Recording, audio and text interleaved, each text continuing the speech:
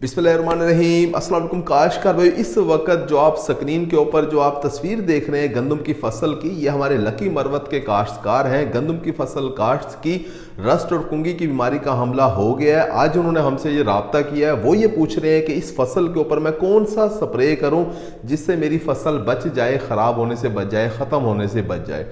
देखें भी, जो तस्वीर आप देख रहे हैं, जिस तरह की गंदम की फसल आप देख रहे हैं, ये कंडीशन आपकी फसल की होनी नहीं चाहिए।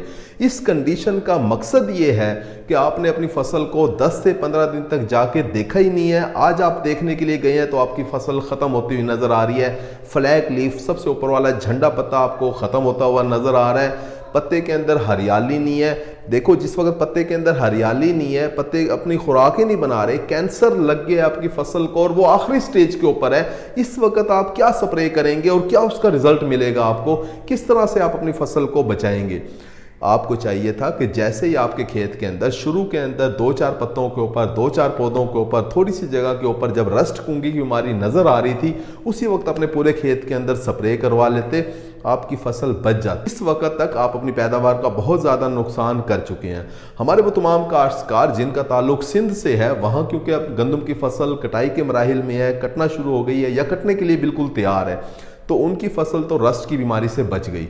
या जनूबी पंजाब की अगर बात की जाए तो आधा या पौना दाना मुकम्मल हो चुका है, रस्ट की बीमारी नहीं आई। आपको बगौर मुआयना करते रहना चाहिए, हर रोज़ जाके देखें। हर रोज़ नहीं जाके देख सकते तो तीसरे चौथे दिन अपनी फसल का मुआयना करते रहें। आपको फसल के ऊपर ये रस्ट की बीमारी नज़र आए तो स्प्रे करवाएं। रस्ट की बीमारी, कुंगी की बीमारी इस साल मुख्तलिफ इलाकों के अंदर घूमती फिरती रही है। आपको चाहिए कि इस वक्त भी आपकी फसल आखिरी मराहिल के अंदर है, आखिरी महीना शुरू हो गया, फसल के ऊपर नज़र रखें।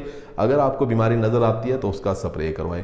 अपर पंजाब की बात की जाए या KPK की बात की जाए तो यहाँ गंदम की फसल ने अभी या तो सिट्टा बाहर निकाला है या भी सिट्टा बाहर निकला नहीं है, फसल गोब की हालत के अंदर है। इन काश्तकार दोस्तों को चाहिए कि लाजमी तौर पे इस बीमारी के ऊपर नज़र रखें। अगर ये बीमारी नज़र आती है तो फ़ौरन स्प्रे करवाएं। स्प्रे की अगर बात की जाए तो टेबाकोनाजोल ट्राइफ्लॉक्सीस्ट्रोबिन का मिक्सचर मार्केट में आपको नेटिवो के नाम से मिल रहा होता है। बायर कंपनी का ये प्रोडक्ट है, इसका आप स्प्रे करवा सकते हैं 65 ग्राम फी एकड़ के हिसाब से। इसी तरह से एजॉक्सिस्ट्रोबिन और डाइफेनाकोनाजोल का मिक्सचर सिंजेंटा कंपनी के पास एमिस्टर टॉप के नाम से मिल रहा होता है। 200 मिलीलीटर फी एकड़ के हिसाब से आप इसका स्प्रे करवा सकते हैं। इसके अलावा भी ये फार्मूले अहम होते हैं। किसी भी कंपनी के ये फार्मूले लेके आप अपनी फसल के ऊपर स्प्रे करवा सकते हैं, अपनी फसल को रस्ट कुंगी की बीमारी से बचा सकते हैं।